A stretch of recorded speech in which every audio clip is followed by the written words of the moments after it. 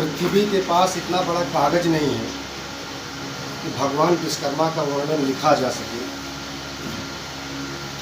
हिमालय पर्वत के पास इतनी बड़ी कलम नहीं है कि भगवान विश्वकर्मा का वर्णन लिखा जा सके, और समुद्र के पास इतनी स्याही नहीं है कि भगवान विश्वकर्मा के बारे में उनका वर्णन लिखा जा सके।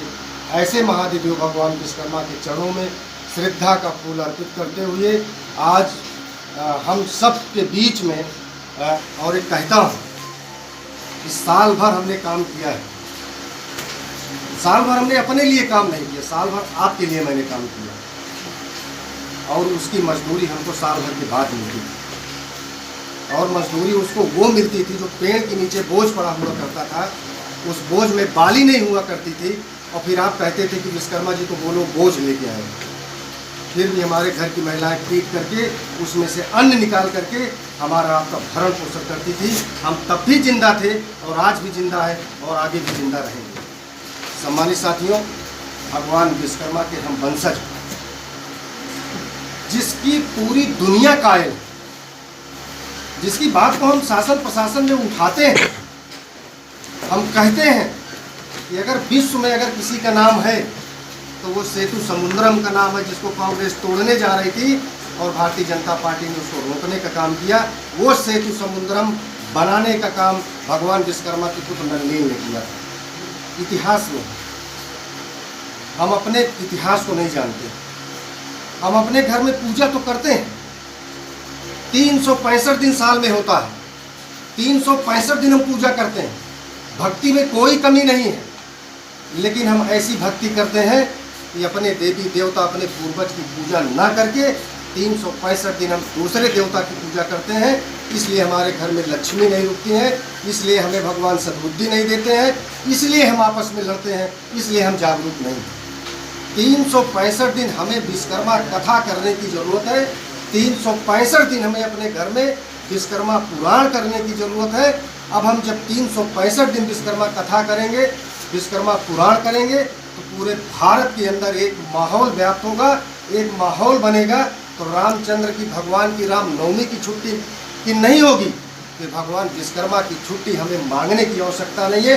ऐसे माहौल व्याप्त कर दीजिए कि विश्वकर्मा ही पूजा न करे, सारे सब समाज के लोग पूजा करें, घर घर कथा सुनना प्रारंभ करें। आपका सम्मान बढ़ेगा, आपके देवता का सम्मान बढ़ेगा, भगवान विश्वकर्मा की छुट्टी भी हो जाएगी। हमारे पास बहुत लोग मैसेज करते हैं, भाई साहब पूजा की छुट्टी करवा दीजिए, आप सरकार में। हमने कहा मुझे भी पीड़ा है, आपकी भावनाओं को मैं समझता हूँ, छुट्टी हो जाए, मैं भी इस पक्ष में हूँ, छुट्टी हो जाए। लेकिन छुट्टी हो जाने से क्या भगवान विश्वकर्मा के बारे में, भगवान विश्वकर्मा के चित्रण को क्या पूरी तरह से जानते हैं, जो अपने आने वाली संतान को बता पाएंगे कि भगवान विश्वकर्मा जी पैदा हुए थे, कि प्रकट हुए थे, कि उनका जन्म हुआ था, या भगवान विश्वकर्मा जी हैं कौन? क्या आप पूरी तरह से सबको मालूम है? मैं माननीय मुख्यमंत्री जी से बैठा था मीटिंग में, हमने कहा कि माननीय मुख्यमंत्री महाराज जी, मेरा बस एक ही निवेदन है। बोले तुम्हारे समाज के लोग तो छुट्टी मांगते, हक अधिकार मांगते ही नहीं। तो माननीय मुख्यमंत्री जी की बात मेरे दिमाग में खटक गई। हम 4-5 विश्वकर्मा लोग बैठे थे, सामने की बात है। बोले आपके समाज के लोग तो छुट्टी मांगते हैं। तो हमने कहा साहब मांगे क्या? बोले हक अधिकार तो आपका समाज मांगता ही नहीं। जिस दिन आपका भाई, आपका बेटा विधानसभा लोकसभा के अंदर में होगा, पार्लियामेंट के अंदर बैठ के वो आपकी आवाज़ को उठाएगा, आपको छुट्टी मांगने की ज़रूरत है, आपको नौकरी मांगने की ज़रूरत है। तो डीएम एसपी को 10 बार सोचना पड़ेगा कि मेरे भी खिलाफ संसद के अंदर क्वेश्चन उठेगा और मैं सस्पेंड हो जाऊंगा, मेरा ट्रांसफ़र हो जाएगा। विश्वकर्मा वहाँ सदन से बोलेगा, पार्लियामेंट से बोलेगा, लोकसभा से बोलेगा, मेरे खिलाफ क्वेश्चन होगा। तो सबसे पहले जनपद का कप्तान आपके दरोगा को फ़ोन करेगा, जल्दी जल्दी विश्वकर्मा का देखो मामला क्या सॉल्व करो, करके बताओ जल्दी, नहीं तो मेरे खिलाफ लिखापढ़ी हो जाएगी, मैं सस्पेंड हो जाऊंगा, मेरा ट्रांसफ़र हो जाएगा। हम अपने हक अधिकार की बात नहीं करते।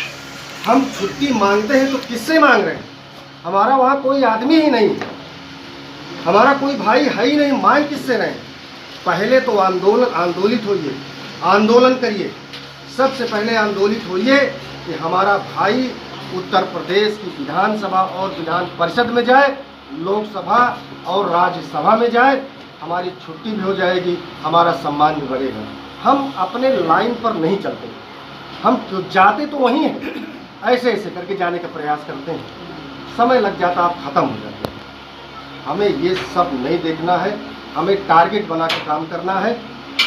आपको मैं बता दूं, आज मैं बहुत बड़ा नेता नहीं हूँ, लेकिन आपकी लड़ाई लड़ने भर का नेता मैं बन गया हूँ। मेरे विश्वकर्मा समाज के सम्मान पर अगर कहीं कोई दाग आता है तो सबसे पहले विधानसभा और लोकसभा में कोई लड़ता है तो यह आपका भाई होता है। रक्षा मंत्री जी से मैं कहता हूँ, और दूर से ही मेरा प्रदेश अध्यक्ष भारतीय जनता पार्टी का कहता है कि विश्वकर्मा जी आ रहे हैं, विश्वकर्मा के लिए लड़ेंगे, पक्का उनका मूड बना है। तो कहते हैं यार डीएम साहब को जरा फोन रख दो, बात करना है, जिस डीएम से कहेंगे विश्वकर्मा जी कह देना। वो जानते हैं कि लड़ेंगे विश्वकर्मा के लिए। रक्षा मंत्री जी पहले रेडी रहते हैं कि दिल्ली आए हैं, 10 विश्वकर्मा साथ में है तो विश्वकर्मा की बातें करेंगे। तो मैं पहले कह देता हूँ बाबू जी डीएम आपको बहुत बदतमीज है, काम नहीं कर रहा विश्वकर्मा समाज का, तो डीएम को फ़ोन हो जाता है, आपका काम हो जाता है। मैं अपने लिए अगर लड़ा होता तो मैं आज मिनिस्टर होता, मैं अपने समाज के लोगों के लिए लड़ता। मैं अपने अभी आपने देखा होगा समुग्रा में, इसी जनपद प्रतापगढ़ पट्टी समुग्रा में ठाकुर बिरादरी के लोगों ने विश्वकर्मा समाज के मकान को तोड़ा, उसकी माँ को मारा, बेइज्जत किया। वो अपनी माँ का दूध पिया था, क्या हम लोग अपनी माँ का दूध नहीं पीते हैं? हम लोग लड़ना नहीं जानते? ऐसी जलालत की ज़िंदगी जीने से अच्छा मर जाना ठीक है। कल आपकी बहन बेटी की आबरू लेगा, आपकी ज़मीन लेगा, आपकी जायदाद लेगा, आपका सम्मान लेगा, हम जी के क्या करेंगे? हमने कहा कप्तान से, कप्तान साहब अगर तुम्हारी बस की बात ना हो तो मैं आ जाऊँगा, मुझे आना पड़ेगा, मैं आ जाऊँगा। ज़्यादा से ज़्यादा लखनऊ से हमको पहुँचने में 2.5 घंटा लगेगा और मैं आ जाऊँगा, मैं आपसे लड़ूंगा। ठाकुर से तो बाद में लड़ूंगा, पहले आपसे लड़ूंगा। होश में रहिए आप।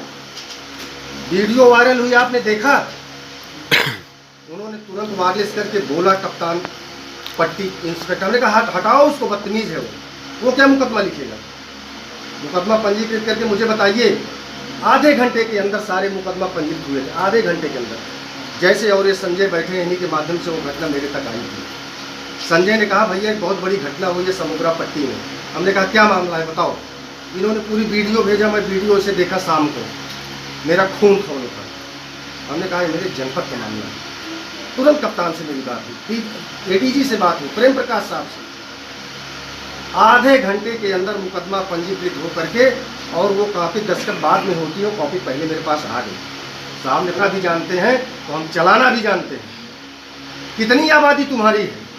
एक विधानसभा में कितनी आबादी तुम्हारी है? तुम ग्राम प्रधान में नहीं बन सकते हो।